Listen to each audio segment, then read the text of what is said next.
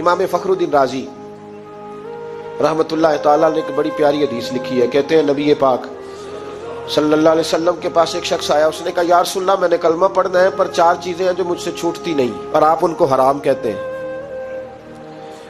تو حضور آپ حکم کرے کیا کروں؟ فرمایا چل تو بول وہ کیا ہے. کہنے لگا جی میں شراب کا بھی عادی ہوں. معاذ اللہ. بولیے استغفر اللہ. سارے بولیے میں شراب کا عادی ہوں مجھ سے چھوٹتی نہیں.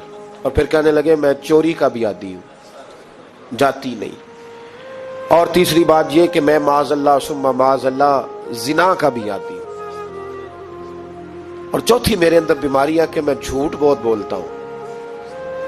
یہ عادتیں چھوٹتی نہیں. میں ان کے ہوتے ہوئے کلمہ کیسے پڑھوں؟ آپ کے دین میں یہ شدید بری چیزیں اور مجھ سے چھوٹتی نہیں تو کیا حکم ہے؟ میرے محبوب علیہ السلام کو اللہ نے بڑی حکمت عطا فرمائی, بڑا نوازا ہے نبی پاک نے. حضور نے بڑے خوبصورت جملے کہے. فرمایا کو سودا کر لے میرے ساتھ.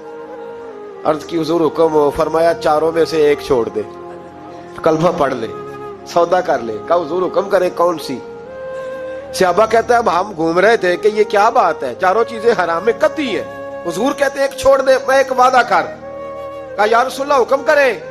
تو صحابہ کہتے ہیں اب جب حضور نے کہا نا 1 چھوڑ دے تو ہم پھر تجزیہ کر رہے تھے کہ شراب بڑی گندی ہے, زنا بڑا گند ہے, چوری کسی کے حق میں ڈاکہ ہے, ظلم ہے. لیکن میرے نبی پاک علیہ الصلوۃ والسلام نے کیا خوبصورت فرمایا. فرمایا چل تو جھوٹ چھوڑ دے. کیا چھوڑ دے؟ اللہ اکبر. فرمایا جھوٹ چھوڑ دے.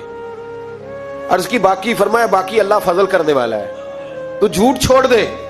اب لوگ کہتے ہیں کہ ہم حیران تھے کہ اتنی گندی چیزیں, شراب بھی, زنا بھی, چوری بھی, اور حضور نے صرف جھوٹ چھڑوایا ہے. وہ سردار کہتا ہے میں گھر گیا, شراب کی بوتل پہ ہاتھ ڈالنے لگا. دل میں خیال آیا شراب پی کے صحابہ کے مجمع میں جاؤں گا تو اگر کسی صحابی نے پوچھا کہ تو نے شراب پی ہے, جھوٹ بولوں گا تو نبی پاک کے وعدے کا کیا بنے گا, اور سچ بولوں گا تو اس محفل نور میں بیٹھوں گا کیسے شراب پی کے. کہتے 2-3 دفعہ ہاتھ بڑھایا پر مزہ نہیں آیا. میں نے پٹخی دیوار کے ساتھ بوتل, میں نے کہا یہ تو گئی, یہ نہیں پیوں گا آج کے بعد. کہتے پھر میں باہر نکلا اس عورت کے پاس رات گزارنے جہاں منہ کالا کرنا تھا. کہتے ہیں جب پہنچا تو اس نے پہلا سوال پوچھا. کہنے لگی سنا ہے تو کلمہ پڑھ گیا ہے. کہتے ہیں بس وجود چکنا چور ہو گیا. کہتے ہیں بجلیاں دوڑ گئی. میں نے کہا اگر جھوٹ بولوں تو حضور کے وعدے کا کیا بنے گا؟ محبوب نے کہا جھوٹ نہیں بولنا, اگر سچ بولوں تو پھر اس کے قریب کیسے جاؤں؟ کہتے وہاں سے بھی لوٹ آیا. اب میری زنا کی عادت بھی گئی. اگلی شام ہوئی تو سامنے مال پڑا تھا ایک آدمی کا. وہ آدمی کا فلتا اس پہ ہاتھ ڈالنے لگا تو دل میں خیال آیا یہ سویرے تفتیش بھی کرے گا. اگر پوچھتا پوچھتا مجھ تک آ گیا کہ تو نے تو نہیں چوری کی تو جھوٹ تو میں بول ہی نہیں سکتا, حضور سے وعدہ کیا ہے, اور سچ بولوں گا تو میری آبرو کیا بچے گی. کہتے شام 1 دن میں گیا, اگلے دن کی شام ہوئی تو صرف سچ کی عادت اپنائی. میرا زنا بھی گیا, میری چوری بھی گئی, میری شراب کباب بھی گئے.